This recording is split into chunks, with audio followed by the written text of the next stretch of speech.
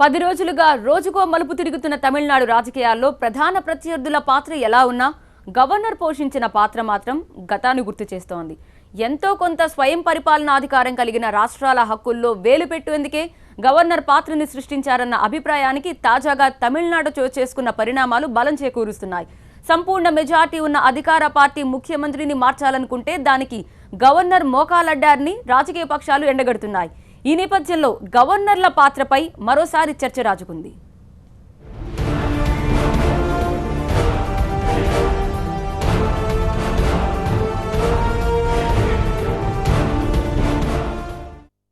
తమిళనాడు రాజకీయం పోటుగా మలుపు తిరుగుతోంది. గవర్నర్ విద్యాసాగర్ రావు పాత్రపై చర్చ తీవ్రమైంది. అధికారం కోసం అన్నాడీఎంకేలో ఆధిపత్య పోరు రాజుకోవడంతో గవర్నర్ ఎటూ తేల్చుకోలేకపోతున్నారు. వారం రోజుల్లో అసెంబ్లీలో కాంపోజిట్ ఫ్లోర్ టెస్ట్ నిర్వహించాలని attorney general Mukul Rohatgi governor Vidyasagar రావుకు సలహా ఇవ్వడంతో కొత్త ట్విస్ట్ వచ్చింది.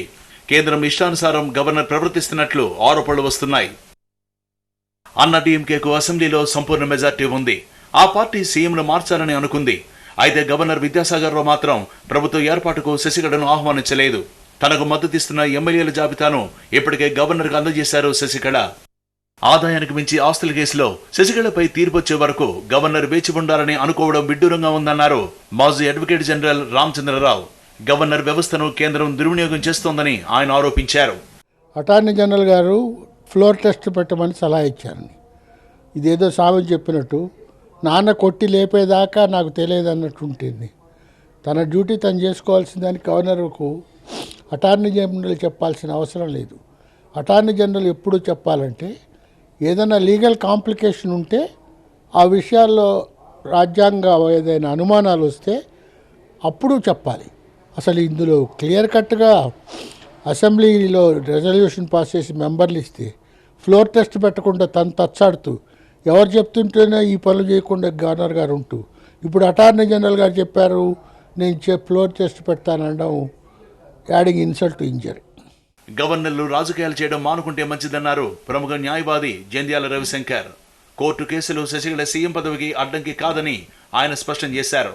రాజకీయాలకు సంబంధం లేని వాళ్ళు గవర్నర్లు కావాలంటే గవర్నర్లు పూర్తి రాజకీయం చేయటం అనేది వాళ్ళ ఈ దేశంలో మనకి అరుణాచల్ ప్రదేశ్ కానీ ఉత్తరాఖండ్ కానీ గవర్నర్లు కేంద్ర ప్రభుత్వంతో సహకరించి కేంద్ర క్యాబినెట్తో సహకరిస్తూ చేస్తున్న పూర్తి రాజ్యాంగ విరుద్ధమైన కార్యక్రమం ఇవాళ మనకి పూర్తిగా ప్రస్ఫుటంగా మనకి తమిళనాడులో కనిపిస్తుంది.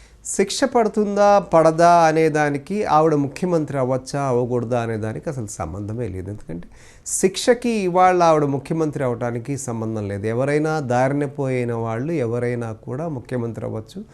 వాళ్ళు 6 నెలల పాటు మంత్రిగా కొనసాగచ్చు.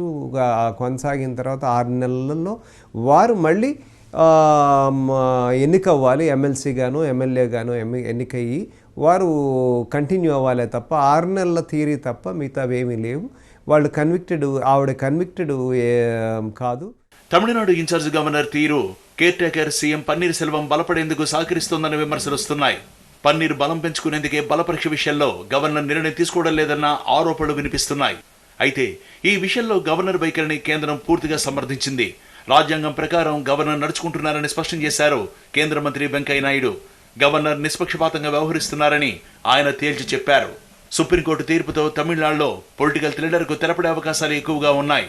శశికళకు క్లీన్ చిట్ లభిస్తే గవర్నర్ వెంటనే తన నిర్ణయాన్ని ప్రకటించే ఛాన్స్ ఉంది. వారం రోజుల్లో అటార్నీ జనరల్ చెప్పినట్టు అసెంబ్లీలో బలపరీక్ష నిర్వహించే అవకాశాలున్నాయి. ఒకవేళ తీర్పు శశికళకు వ్యతిరేకంగా వచ్చినప్పటికీ వేగంగా గవర్నర్ పావులు కదిపే అవకాశాలున్నాయి. శశివర్గం ప్రతిపాదించిన వ్యక్తిని పన్నీర్ సెల్వంను అసెంబ్లీలో బలం నిరూపించుకోవాలని గవర్నర్ కోరే అవకాశాలున్నాయి. గవర్నర్ విద్యాసాగర్ రావు తీరును సుబ్రహ్మణ్య స్వామి లాంటి బీజేపీ నేతలు కూడా తప్పుబట్టారు.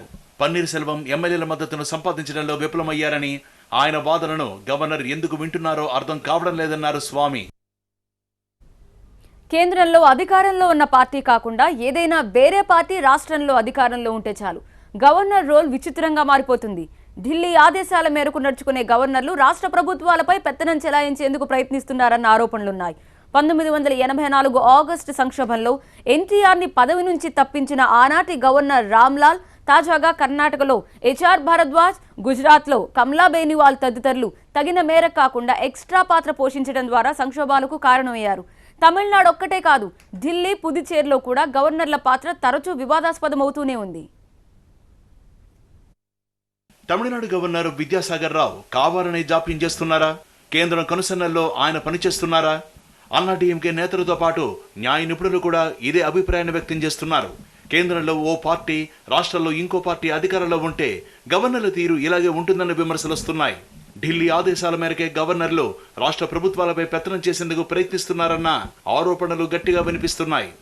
ఈ విమర్శలు విద్యాసాగర్ రావుకు మాత్రమే పరిమితం కాలేదు. గవర్నర్లపై విమర్శలు రావడం ఇదే తొలిసారి కాదు, ఆఖరిసారి కూడా కాబోదు. ఎందుకంటే ఆంధ్రప్రదేశ్లో దివంగత ఎన్టీఆర్ సర్కారును గవర్నర్ రామ్లాల్ బర్తరఫ్ చేసినప్పుడు దేశవ్యాప్తంగా చర్చ జరిగింది. 1984 నాటి రాజకీయ పరిణామాలు ఇప్పటికీ అందరికీ గుర్తున్నాయి. ఢిల్లీ ఒత్తిడితో మెజార్టీలో ఉన్న ఎన్టీఆర్ సర్కార్ను బర్తరఫ్ చేసి నవ్వుల పాలయ్యారు రామ్లాల్. 2009-2014లో కర్ణాటక గవర్నర్గా ఉన్న హెచ్ఆర్ భరద్వాజ్ కూడా వివాదాలకు మారుపేరు. సీఎం యడ్యూరప్పతో ఆయనకు ఎన్నో విభేదాలుండేవి. యూపీఏ సర్కార్ ఏజెంట్గా వ్యవహరిస్తూ బీజేపీ ప్రభుత్వాన్ని ముప్పుతిప్పలు పెట్టినట్టు ఆయనపై విమర్శలొచ్చాయి. మైనింగ్ స్కామ్పై స్వతంత్రంగా దర్యాప్తుగా ఆదేశించడం హెచ్ఆర్ భరద్వాజ్ తీసుకున్న కీలక నిర్ణయంగా చెప్పుకోవాలి. మోదీ గుజరాత్ సీఎంగా ఉన్నప్పుడు కూడా ఆయనకు గవర్నర్ నుంచి సమస్యలు తప్పలేదు. కమలా బెనివాల్తో ఆయనకు ఎప్పుడూ సత్సంబంధాలు లేవు. లోకాయుక్త నియామకం, అల్లర్లపై దర్యాప్తు విషయంలో రాష్ట్ర ప్రభుత్వానికి గవర్నర్కు మధ్య అప్పట్లో యుద్ధమే నడిచింది. మోదీ ప్రధానయ్యాక కమలా బెనివాల్ గవర్నర్ పదవికి రాజీనామా చేయాల్సి వచ్చింది. ఢిల్లీ, పుదుచ్చేరి లెఫ్టినెంట్ గవర్నర్లు తాజాగా వివాదాల్లో ఎక్కారు. ఢిల్లీ మాజీ lieutenant governor Najeeb Jung, CM Kejriwal మధ్య ఆధిపత్య పోరు అందరి దృష్టిని ఆకర్షించింది. పుదుచ్చేరి లెఫ్టినెంట్ గవర్నర్ కిరణ్ బేడి నిర్ణయాలను తీవ్రంగా వ్యతిరేకిస్తున్నారు సీఎం నారాయణ స్వామి. గవర్నర్లు అయితేనేం, లెఫ్టినెంట్ గవర్నర్లు అయితేనేం కేంద్రానికి ఏజెంట్గా వ్యవహరిస్తూ రాష్ట్రాలను ముప్పుతిప్పలు పెడుతున్నట్లు ఆరోపణలు వస్తున్నాయి. కేంద్రంలో ఓ పార్టీ, రాష్ట్రంలో ఇంకో పార్టీ అధికారంలో ఉంటే తరచుగా ఇలాంటి వివాదాలు జరుగుతున్నాయి.